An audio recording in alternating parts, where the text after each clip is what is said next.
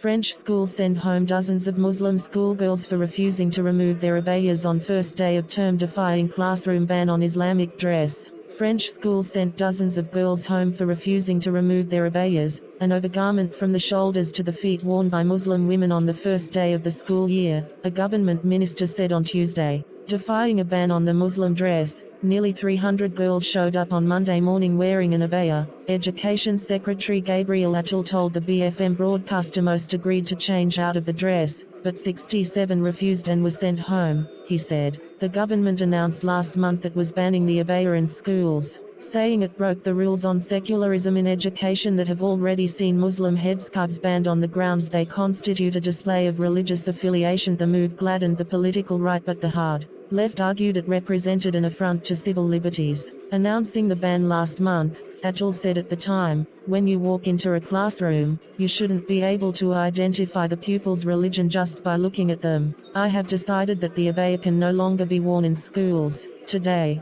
Attal said the girls refused entry were given a letter addressed to their families saying that secularism is not a constraint, it is a liberty. If they showed up at school again wearing the dress, there would be a new dialogue, the minister said. On Monday evening, President Emmanuel Macron defended the controversial measure, saying there was a minority in France who hijack a religion and challenge the Republic and secularism, leading to the worst consequences, such as the murder 3 years ago of teacher Samuel Paty for showing Mohammed caricatures during a civics education class. "We cannot act as if the terrorist attack, the murder of Samuel Paty, had not happened," he said in an interview with YouTube channel Hugo Decrypt. An association representing Muslims has filed a motion with the State Council, France's highest court for complaints against state authorities, for an injunction against the ban on the abaya and the kamis, its equivalent dress for men. The Action for the Rights of Muslims, ADM, motion is to be examined later on Tuesday. Abdullah Zekri, vice president of the French Council for Muslim Worship,